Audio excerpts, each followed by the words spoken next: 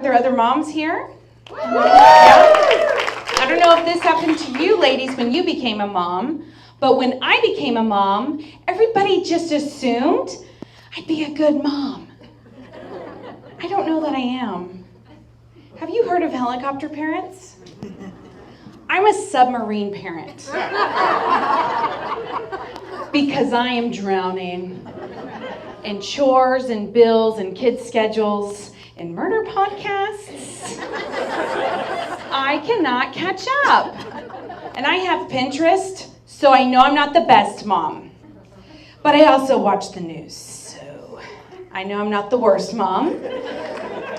I've decided that I'm like, the okayest mom. Okayest. Yeah, this is how I'm just okay. I lie to my children. I lie daily.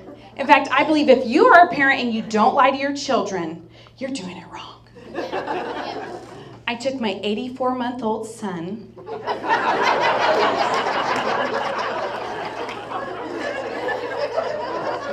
He's 7. I took him to the Panera Bread, but I lied. I said, JJ, we're eating at Chuck E. Cheese's right now. I lied to my kid. But do you want to know who never begs to return to Chuck E. Cheese? He was like, Mom, Aiden's having his 8th birthday party at Chuck E. Cheese. Why does he like bagels that much? It's like, I don't know, kid. That sounds really lame, so we should probably skip it. I lied to my 156-month-old. She's 13. Well, she's 13 unless kids 12 and under eat free. Then she's 12. I lied to her just for fun. I picked her up from school one day, and I got real serious, and I lied. I said, your teacher called me at home. I know everything.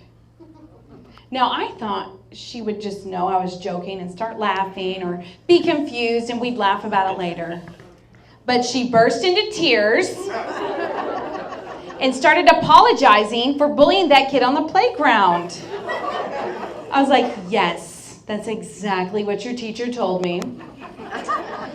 And when we get home, young lady, you're doing the dishes. So she learned a lesson about bullying. And I learned how to get out of doing the dishes. So now if anything needs to be done around the house, I'll just look around and be like, who needs to be in trouble for this? These baseboards are atrocious. But dear, come in here, please, in the living room. Your boss called me at home. I know everything. Another way I'm just an okayest mom is I get parenting advice from the media. For the summer, they told this great parenting hack. So you don't forget your child in the backseat of a hot car. Put something important back there with your child. You know how you made a person? Find something more important than that. And put that back there with the whole person that you made. So you don't forget you made a person. So I keep my cell phone back there. I don't. I could never text and drive if I did. I keep my favorite child back there.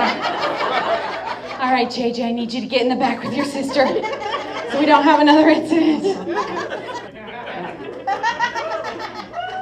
Hey, you laugh. But it was an incident-free summer.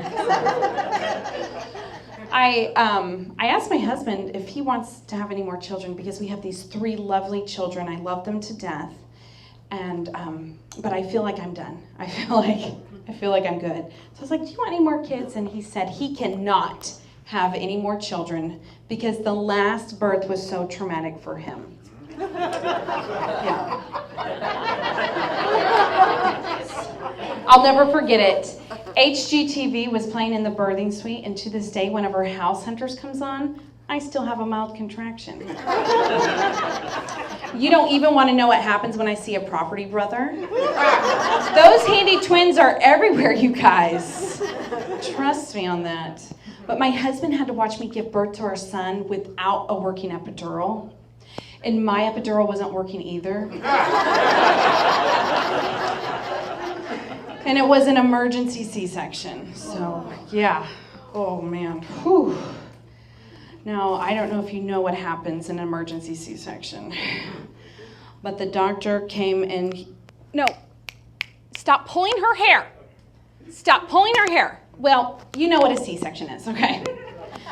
So he did that, and I know this is so hard to relate to, an emergency C-section without a working epidural, especially for you gentlemen, you've never had the joy of giving birth. So let me think. I know, here's what you can think about to try to relate to an emergency C-section without a working epidural.